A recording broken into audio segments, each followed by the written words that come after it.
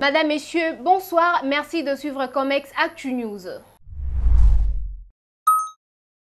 Kinshasa accueille à partir de ce mercredi 17 août le 42e sommet des chefs d'État et des gouvernements de la communauté de développement de l'Afrique australe, SADC. Au total, 16 chefs d'État et des gouvernements ainsi que de personnalités des hauts rangs sont attendus pour ces assises de 2 jours. Le point avec Bénédicte Kiakouba. La présidence pour l'exercice 2022-2023 de la Communauté des développements de l'Afrique australe, SADC, dont le 42e sommet se tient à Kinshasa du 17 au 18 août 2022, est assurée par le chef de l'État, Félix Antoine Tshisekedi Tshilombo. L'ouverture solennelle de travaux proprement dites de ces assises auront lieu dans la salle de congrès et les travaux à huis clos dans la salle de banquet du Palais du Peuple, qui a été spécialement aménagée pour garantir le bon déroulement de travaux entre chefs d'État. Au total, 16 chefs d'État et des gouvernements ainsi que de personnalités des hauts rangs devront prendre part à ces 42e sommets de la SADC qui a été précédé par la réunion du Conseil de ministres de 16 pays membres qui s'est clôturée le dimanche 14 août 2022.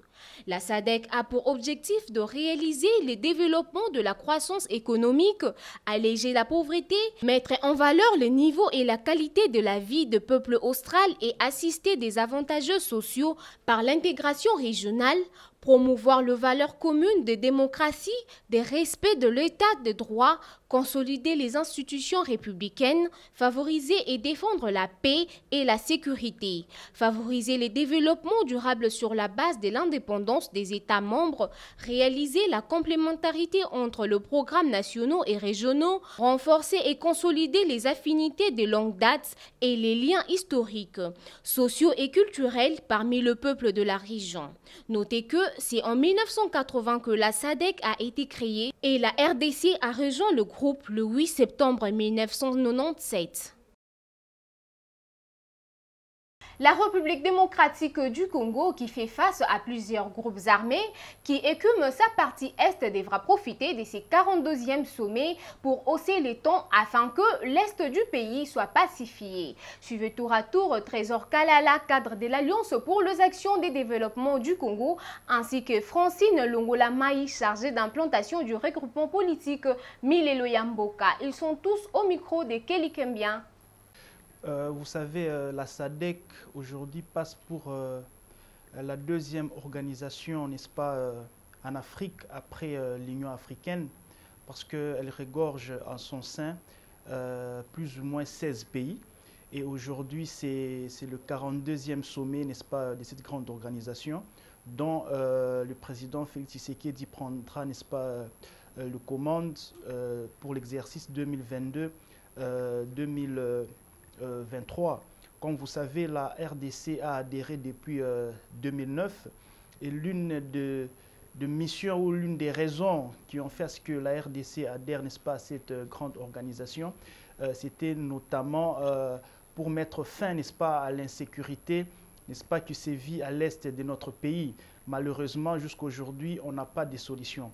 Alors moi, je crois qu'il est grand temps, maintenant que la SADC va se réunir chez nous et surtout que le président Tshisekedi va prendre, n'est-ce pas, les commandes, c'est le moment que nous puissions hausser le ton de la République démocratique du Congo, dire à ces pays que ça fera aujourd'hui près de 3 décennies que nous sommes agressés et rien ne fait.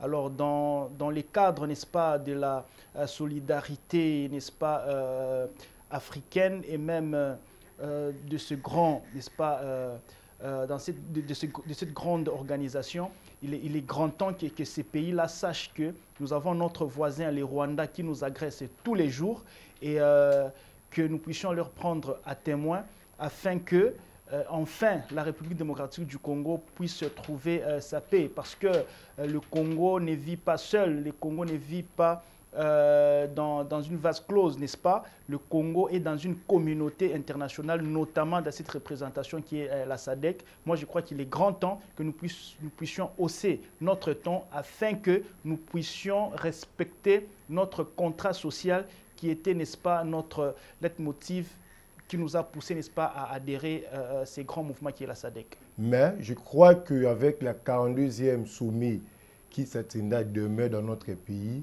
ça sera une bénéfique pour nous d'assumer et de parler, de présenter notre pays d'Afrique la condition qui est la plus démocratique en train de passer par rapport à l'Est du pays, par rapport à l'économie congolaise, par rapport au change du pays. Parce que la SADC est là aussi pour faire les échanges extérieurs entre les pays. Mais si on regarde notre pays sur le plan économique, la RDC a un problème de l'échange. Le contraire, la RDC donne plus, mais la RDC n'achète plus. Après les troupes kenyanes et ougandaises en opération militaire contre les groupes armés aux côtés des FARDC à l'est du pays, sans succès, le gouvernement congolais fait appel aux troupes burundaises pour 2 opérations conjointes avec les FARDC dans la lutte pour la récupération des territoires sous occupation de rebelles du M23. Suivez les détails avec Isaac Winza. Malgré la présence permanente des contingents onusiens des Force Intervention Brigade, FIB, composé des troupes tanzaniennes, malawites et sud-africaines à Beni et d'autres contingents onusiens sur terrain à l'est comme Indian Battalion, Nepalian Battalion, etc. Et après l'intervention des troupes kenyanes et ougandaises dans la traque des groupes armés étrangers à l'est de la République démocratique du Congo aux côtés des FARDC, l'État congolais fait de nouveaux appels aux troupes burundaises pour épauler les forces armées de la République démocratique du Congo dans ses tâches régaliennes de la protection et de la défense du territoire national et dans la lutte pour la récupération des territoires sous l'occupation du M23 soutenu par le Rwanda. L'armée burundaise, réputée d'hostile à tout peuple dans la région des Grands Lacs, réputée de déstabilisateur des pays voisins, n'entrera pas dans un quelconque jeu politique ou amadouer l'ennemi sous un quelconque prétexte, soutiennent des compatriotes congolais de l'Est qui connaissent des peuples de Grands Lacs. Mais la grande question demeure pendante, c'est celle de savoir si les troupes burundaises seront en mesure d'apporter la paix aux populations de l'Est de la République démocratique du Congo après plus de 2 décennies de conflits armés qui ont endeuillé des familles et continuent à faire rage dans les Grands Kivu et en Ituri. C'est ici le lieu de rappeler qu'à l'Est de la RDC, existent également des rebelles burundais connus sous l'appellation des FRPI. Cette armée étrangère sur les sols congolais sera aux côtés des FARDC pour des opérations militaires conjointes. Pour combien de temps? À l'heure actuelle, nous ne pouvons pas spéculer sur la durée exacte des opérations conjointes FARDC armée burundaise. Mais l'opinion pense qu'elle pourrait être là jusqu'à ce qu'elles puissent ensemble, avec les forces armées de la République démocratique du Congo, à exterminer tous les groupes armés.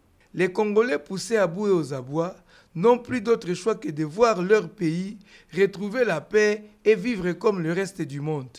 Mais ces moments semblent tarder. Que Dieu nous vienne en aide. L'entrée des troupes burundaises en République démocratique du Congo pour traquer les groupes armés qui écument la partie Est suscite beaucoup de réactions, tous du côté de la population que de la classe politique. Suivez quelques politiciens au micro de Kelly Kimbia.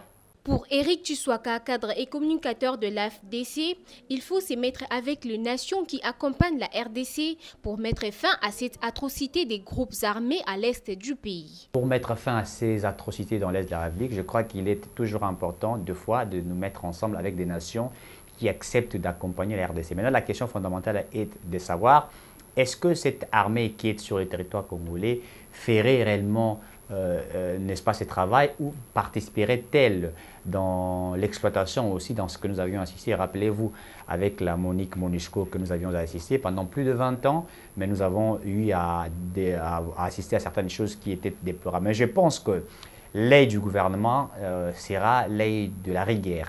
Et nous serons en train de vérifier, d'observer ce qui va se passer de ces côtés-là.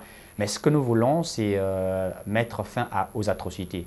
Vous savez, le président Tshisekedi l'avait dit, je dirais que j'ai réussi à mon mandat si et seulement si la paix est instaurée dans la partie est de la République. C'est pourquoi il a même instauré ce que nous appelons l'état de siège qui est conformément à la Constitution. Donc je pense que le peuple congolais doit s'apaiser.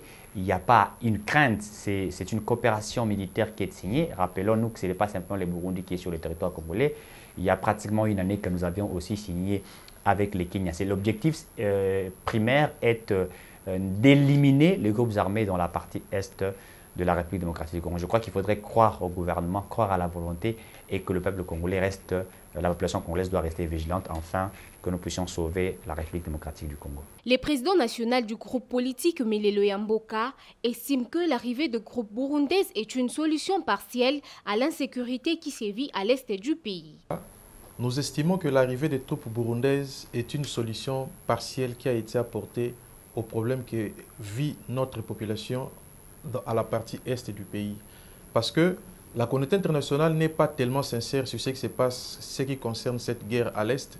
Et notre pays ne pouvait qu'accepter avoir des arrangements ou des engagements, des partenariats pour pouvoir bouter les troupes rebelles qui se trouvent sur le territoire national, ainsi que tous les groupes terroristes. Et leur venue, c'est aussi une possibilité d'avoir des témoignages de l'agression dont notre pays est victime pour l'instant. Le pasteur Serge Tabokou, membre de l'ECD, estime quant à lui que l'armée rwandaise n'apportera aucune solution. Ce qui se passe, le problème, c'est la faiblesse de la classe politique congolaise. C'est ce que Mouzé nous a fait et nous sommes dans la continuité. Mouzé nous a mené ces gens-là. Qu'est-ce que Mouzé nous a dit? C'était des Zaïrois qui avaient marre du régime de Mobutu, sont venus chasser Mobutu. Et arrivant ici, ils étaient dans tous les postes, chef d'état-major partout, ministère des Affaires étrangères. Mais à la fin, quand il était menacé, qu'est-ce qu'il a dit? Ce sont de tout Rwandais. Mais quand il est venu, ils ne nous ont pas dit ça. Voilà, c'est le vrai problème. Ce qui se passe, c'est ça. Et vous êtes journaliste. Je ne suis pas là pour vous poser des questions. Est-ce que vous avez le nombre exact des militaires burundais qui sont tentés sur le sol congolais? Vous avez le nombre exact des militaires ougandais qui sont sur le sol congolais? Parce que quand on envoie les militaires français, américains ailleurs, aller faire des assauts, aller faire intervenir quelque part, on a l'idée sur les nombres. Vous avez suivi? Même les parlements ougandais n'étaient pas d'accord pour que les militaires ougandais viennent sur le sol congolais. Donc, il y a du flou. C'est notre pays. C'est notre pays. Ne vous attendez de rien là-bas. Jires Kouwa, cadre de l'essor, revient à la charge en disant que si c'est pour le bien-être de la RDC, ces troupes sont le bienvenu. Si aujourd'hui les chefs de l'État, les gouvernements congolais arrivent à collaborer avec d'autres forces étrangères, l'objectif et les buts, c'est pour trouver la paix. Vous savez, la guerre asymétrie a plusieurs façades. Il y a les ennemis de la République en interne, à l'externe, et même les autochtones font partie de cette situation que nous avons aujourd'hui. Et si l'ouverture s'impose de collaborer pour avoir la paix à la finalité, nous n'allons que soutenir cette proposition-là. Moi, je pense et je crois à la détermination du président de la République. Parmi les 20 axes qu'il a promis à la population, c'était d'abord la diplomatie, la politique étrangère. Aujourd'hui, le Rwanda est sorti de son silence. Sur le plan national qu'international, tout le monde sache que nous sommes agressés. Les parrains officiels du M23, c'est Paul Kagame et le Rwanda. La justice congolaise vient d'accorder la liberté provisoire au détenu François Beya, ancien conseiller spécial du chef de l'État Félix-Antoine Tshisekedi en matière de sécurité. Accusé des conjurations contre ces derniers, cette liberté provisoire est intervenue après la requête de ses avocats relative à son état de santé qui s'est détérioré. Notez que les demandes soumises par les avocats de ses co-accusés pour la même raison n'ont pas été acceptées par la haute cour militaire. Voici à présent les tendances des valeurs de base de bois congolais à l'exportation pour la période allant du 1er mai au 31 octobre 2022 avec Kokongobé. Les tendances semestrielles de la mercuriale des bois allant de la période du 1er mai au 31 octobre 2022 se présentent comme suit.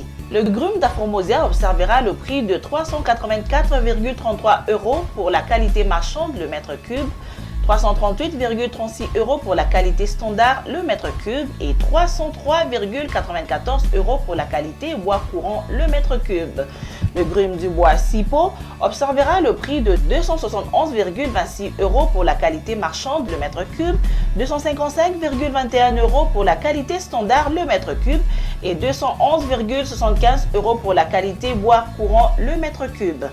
Le grume du bois Wenge, autrement appelé bois noir, se vendra à 400,82 € pour la qualité marchande, 358,92 € pour la qualité standard le mètre cube et 316,75 € pour la qualité bois courant le mètre cube. Le grume du bois Damia coûtera 144,54 € pour la qualité marchande, 130,7 € pour la qualité standard et 108,44 € pour la qualité bois courant le mètre cube. Le grume du bois Iroko observera comme LM le prix de 314,81 € pour la qualité marchande, 283,32 € pour la qualité standard et 247,30 € pour la qualité bois courant le mètre cube. Le grume du bois Kaya observera comme LM et coûtera pendant cette période 233,48 € pour la qualité marchande, 209,83 € comme prix standard et 183,20 € pour la qualité bois courant le mètre cube. Du côté du bois Kosipo, le grume observera comme prix 141,7 LM, 126,98 c'est son prix standard et 105,78 € pour le bois courant. Le bois Padouk observera le prix de 300,28 € pour sa qualité moyenne, 245,87 € pour la qualité standard et 191,62 c'est le prix de la qualité du bois courant le mètre cube. Bouclons avec le bois Tola dont le grume coûtera 142,5 € pour la qualité marchande, 127,83 € pour la qualité standard et 106,52 € pour la qualité bois courant le mètre cube. Voilà tout pour cette mercuriale des bois. La mercuriale vous est proposée par le ministère du Commerce extérieur. Nous voici à la fin de cette édition, mesdames, messieurs. Merci de nous avoir suivis et merci à l'équipe technique ainsi que rédactionnelle. Bonsoir.